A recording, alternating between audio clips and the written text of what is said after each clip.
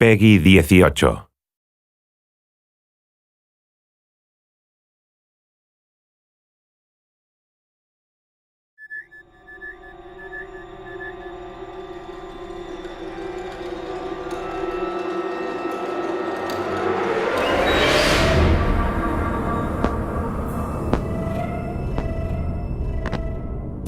Essentially, tension comes from unanswered questions. Tension comes from anticipation. When you're kind of dealing with suspense and horror, you really have to get to know characters and really have time with them to really understand and feel the loss of when they are taken by the aliens.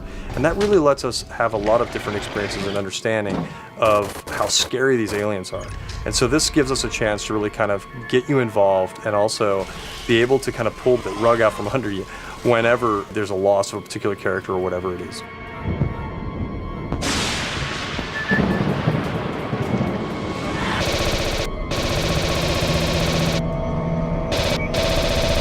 When you can survive an encounter, beat them, man, that's when you feel like a badass.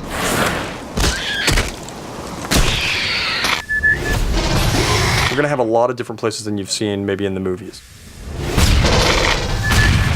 So we're going to be able to see places that you are familiar with, like Hadley's Hope. It's after the atmospheric processor has blown up, so it's been very torn up. Yeah, Winter, you are a badass, man! And it kind of had an explosion that explodes up, not out, but nonetheless, it still had an impact on what happened to some of those areas that you were familiar with. So you now get to come back in there and see them in a destroyed or distressed state that you didn't see before. You'll be able to explore areas that you hadn't seen in the movie. For example, being on the Sulaco, we'll have a lot more time to spend with the Colonial Marines there, as well as getting closer to areas that we've all wanted to see, like the jockey ship that we'll be able to explore more in and around. You want to have the lighting, the feel, the surfaces, the characters, the equipment, just everything that you would have seen in the movie. You want to have that be as accurate as possible. You know, Sid Mead did the original designs for the Sulaco, and he's helped us realize how the rest of that ship looks. Great.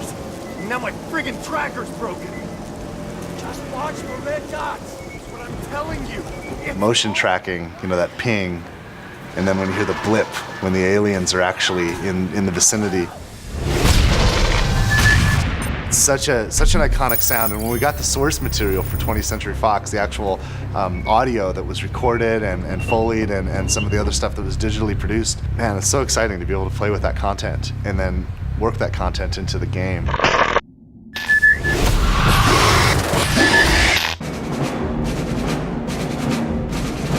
I think that Aliens fans, people who really love this franchise, are going to be really happy with the way in which we brought this forward. It's got a very strong story, it's got great action, it's got an interesting enemy. Fans should be expecting to be scared. They should be expecting to be excited. They should expect a lot of action, just like the films. They should expect an experience that is an interactive version of all the Aliens films that they've loved so much and finally realized in full 3D. You know, I've made a lot of video games, I've made a lot of action games, I've made a lot of games that involve shooting and games that involve soldiers, and I mean, and games that, you know, where we're saving the world from aliens too, frankly, and I gotta be honest, I've been stealing from aliens my entire career. You know, there's always lines from the movie or situations or events where we just borrow, and it's influenced all of us. It's influenced an entire generation. When we get to spend time in the real fiction, in the real canon, it's pretty exciting because we're not borrowing from it, we're building onto it and we're adding to it. So it's just a thrill to be involved.